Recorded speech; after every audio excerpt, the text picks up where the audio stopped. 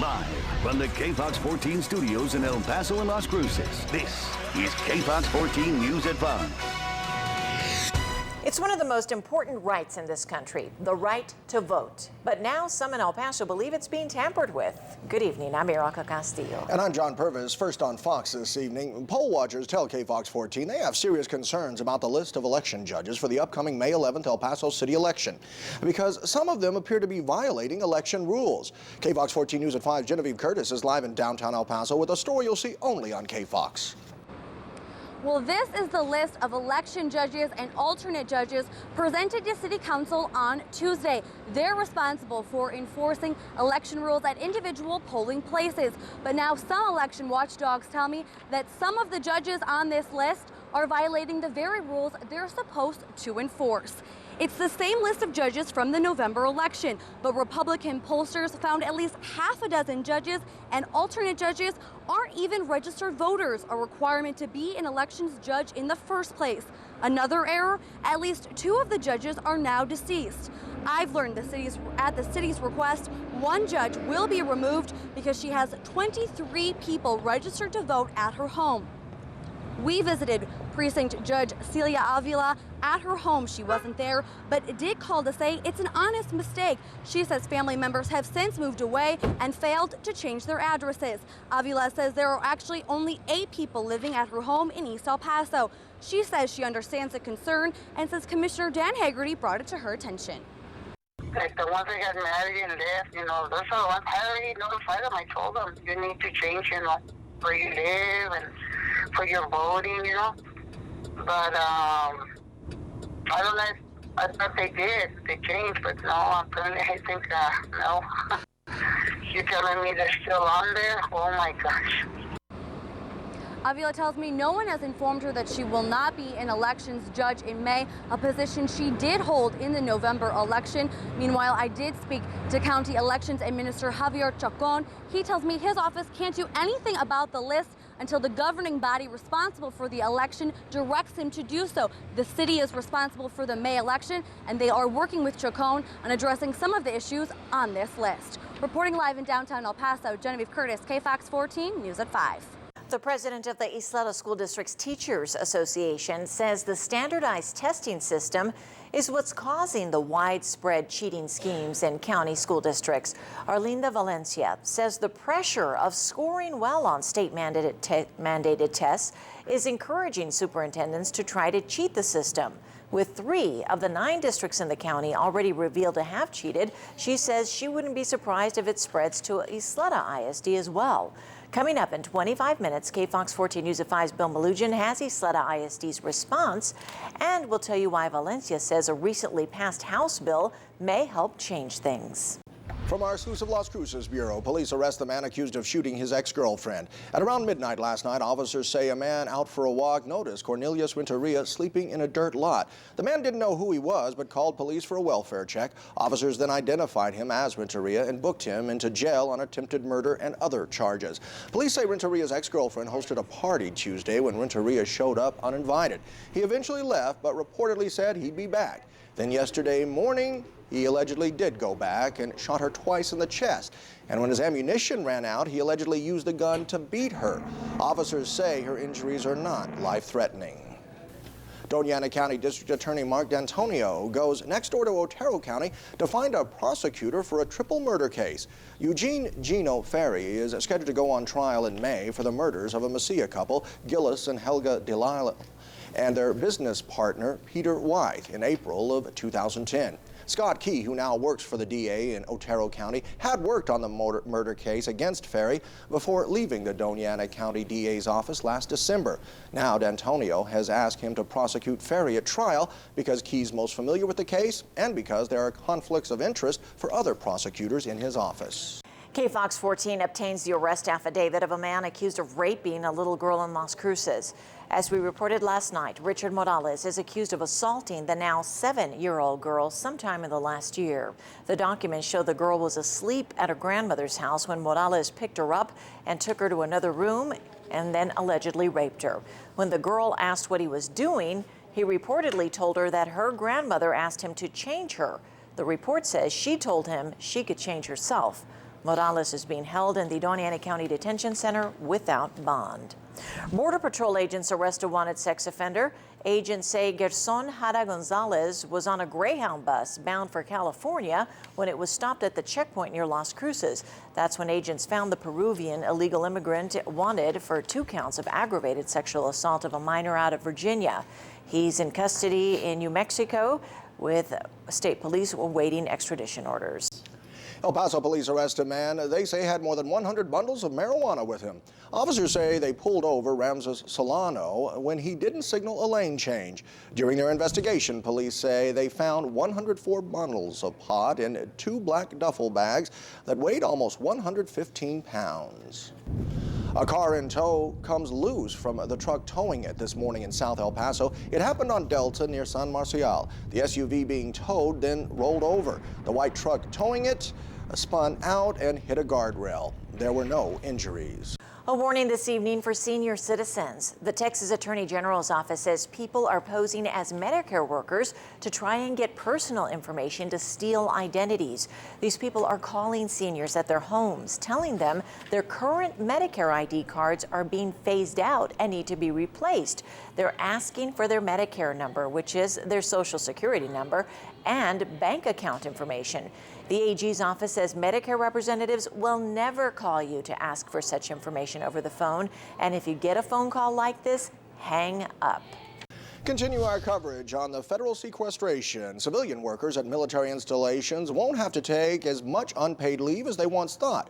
But it isn't necessarily a solution to the automatic spending cuts. KFOX 14 News at 5's Gina Benitez went to Fort Bliss for answers. It's no secret that over 700,000 civilians will be forced to take pay cuts, 11,000 of them right here at Fort Bliss. But instead of 22 days of unpaid leave, that number has been cut down to 14 days. $10.4 billion has been shifted from other parts of the defense budget to maintenance and operations as part of the budget deal passed by Congress. Those are the same accounts that pay civilian salaries. Fort Bliss says they have a financial advisor readiness counselor on hand offering classes for families facing the pay cuts as they go into the process. The post chaplain is also collecting donations. While quality of life on post may suffer slightly, Fort Bliss spokesman Major Joe Buccino says they have a different concern. We can kind of stagger the furloughs, and we can, furlough certain people on different days. We can manage it that way. I think our concern is what that would do to the individual civilian employee. They're part of Team Bliss, they're part of the installation, they're part of the family. Even with the reduction of furloughs, the military still has one of the highest number of people affected by unpaid leave. Reporting on Fort Bliss, Gina Benitez, KFOX 14 News at 5. As we head into Easter weekend, it'll cost you less to fill your tank. AAA Texas reports gas prices in El Paso this week average $3.44 for a gallon of regular, down 2 cents from last week. A KFOX 14 camera found gas going for $3.47 in central El Paso. The highest gas prices in major Texas cities right now are in Dallas, where the average is $3.62 a gallon, 2 cents below the national average. If you're looking for the lowest gas prices, go to kfoxtv.com and click on our traffic tab. Tonight, you have a chance to hear most of El Paso's mayoral candidates debate. All but one of the candidates are expected to be at UTEP's Union Cinema for the debate organized by UTEP students. It starts at 5:30. Current Mayor John Cook has reached his term limit and cannot run for re-election.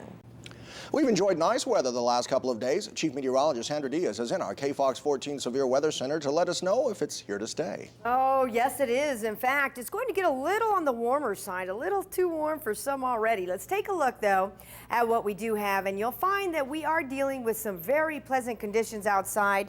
Unfortunately, we don't have the camera set up here. Let's go straight to our airport readings. 80 degrees right now in El Paso, so we've topped off well above average already with winds to 10 miles per hour and cloudy skies. In Las Cruces, well, we have sunny skies with temperatures slightly cooler at 77 degrees. Now tonight, will stay partly cloudy with those light winds as temperatures drop overnight to the lower 50s in El Paso, and in Las Cruces, upper 40s. But we're in for even warmer temperatures than what you've seen right now. I'll let you know how much warmer we will be for your Easter still ahead. New information released about the Tucson mass shooting involving former Congresswoman Gabby Giffords, what Jared Loeffner said to deputies minutes after his arrest. As cheating schemes spread like wildfire around county school districts, the reason why one Teachers Association president is blaming the standardized testing system. I was maybe thinking that we might have to stay the night there. Two little girls lost in the woods. How a pair of shoes helped in their rescue. Next on KFOX 14 News at 5, coverage you can count on. News from our exclusive Washington bureau. President Obama tries to re-energize his push for new gun control laws. Today he spoke from the White House as mothers affected by gun violence stood behind him. The president noted that 100 days have gone by since the Newtown tragedy. Since then, gun legislation has hit resistance from lawmakers who say new rules wouldn't stop another mass shooting. The president wants to bring back a 1994 ban on military-style assault weapons, as well as on ammunition magazine limits and background checks for all gun buyers. None of these ideas should be controversial. Why wouldn't we want to make it more difficult for a dangerous person to get his or her hand on a gun? The Senate will vote on a gun control bill in 2 weeks. New information this evening about the events leading up to the 2011 mass shooting in Tucson, Arizona.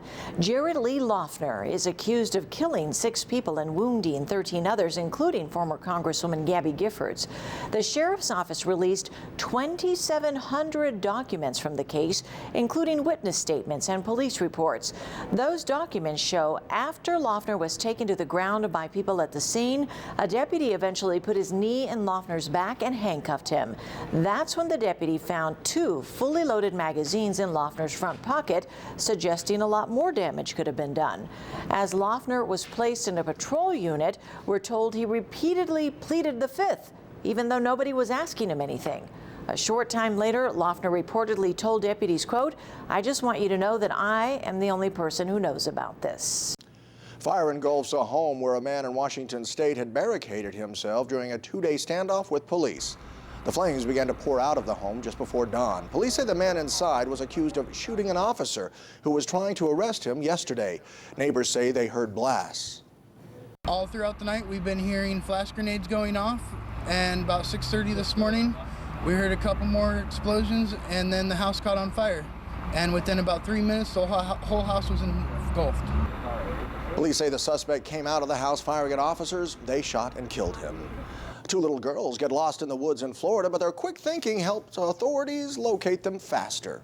When one girl used her light-up shoes to guide officers to their location. The 6- and 9-year-old sisters followed a teenage neighbor deep into a wooded area to see some horses when they became lost. The 9-year-old used an old cell phone that is only able to call 911.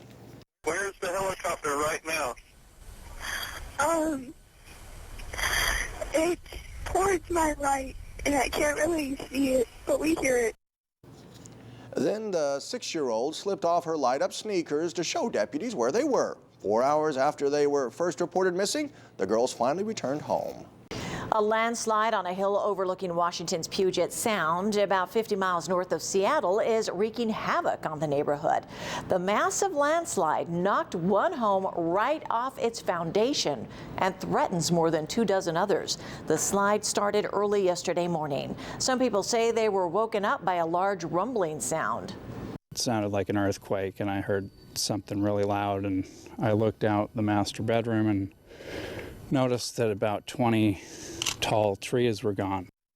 Many of the homes are summer cabins or weekend getaways and were unoccupied, but nearly 36 people who call the area home have been forced to evacuate. Experts are being brought in to test the soil. A huge water main break in New Jersey floods homes and causes sinkholes. Take a look at this video showing how a sinkhole swallowed at least one car. Authorities towed out several other cars in case the street further caved in. Citywide pressure issues are what reportedly caused the flooding.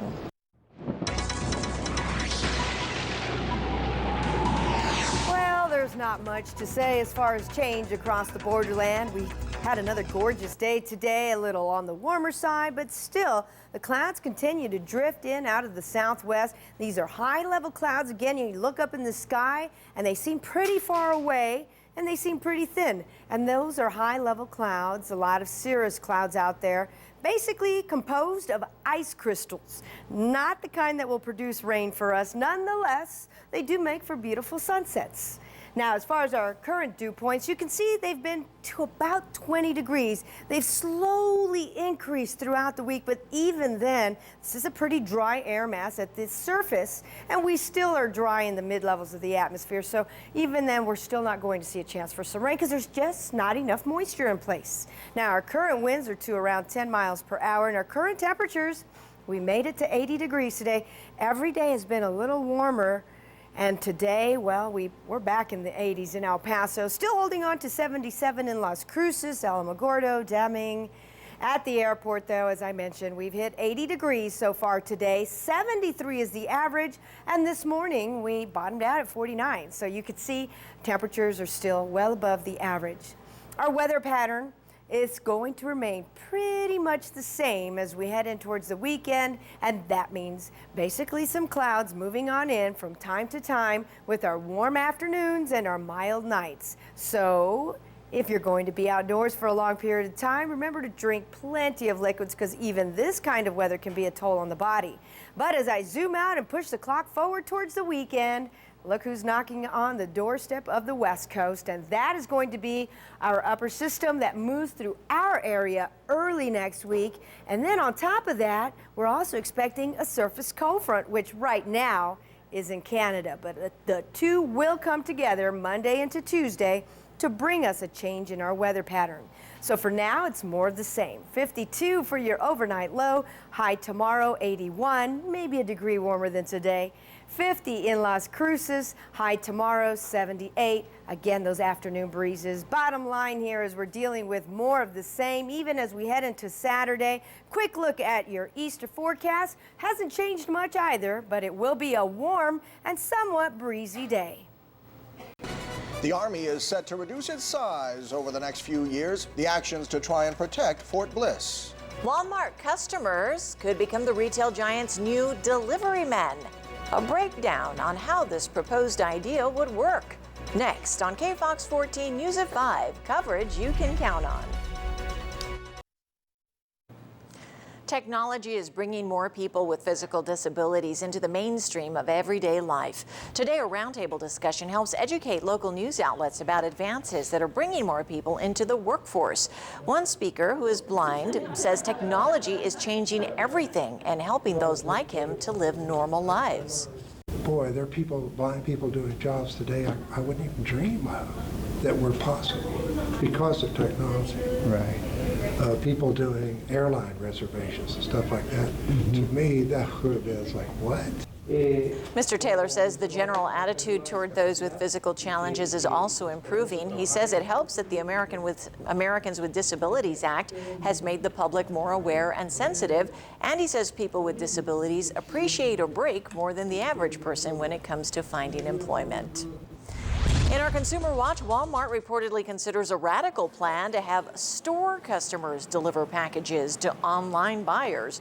The plan would be a new twist on speedier delivery services that the company hopes will help it better compete with Amazon. Walmart says customers visiting its stores could tell the retailer where they live and sign up to drop off packages for online customers who live on their route back home. Walmart would then offer a discount on customers' shopping bills. The plan is in the early stages. In this evening's Health Watch, a new cancer study claims its results could help save a patient's life before the disease even surfaces.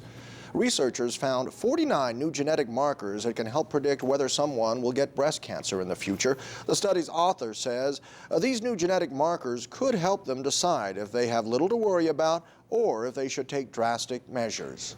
We don't understand how they work. We don't understand the underlying biology and how the genes are altered or how that drives a cell to become a tumor. We don't understand that. At this point, we just simply know that they're associated with increased risk. The study also found genetic markers for ovarian and prostate cancers. Researchers are already starting on another larger study to validate the results. If that happens, they say a more accurate screening test could be just a couple of years away. Alfresco Fridays gears up to start its 11th season. The Downtown El Paso Music Series will start May 3rd. Every Friday for 18 weeks, different musical guests play at the Arts Festival Plaza, right between the Museum of Art and the actual plaza. For the first time, it has a title sponsor, First Light Federal Credit Union. Last season, the music series averaged about 1,400 attendees. All right, let's take a look at your 5-day forecast with the weekend always in view. And this weekend is very special for a lot of folks, and it's an Easter weekend, and you can see that we're going to continue with those breezes during the day. Now Sunday, we could have winds gusting just a little stronger to about 25 miles per hour, but temperatures will be in the mid-80s. We'll look for the winds to slightly increase Monday and Tuesday with a cold front, and that cold front brings our temperatures back to near average for Tuesday and Wednesday. Straight ahead on KFOX 14 News at 5.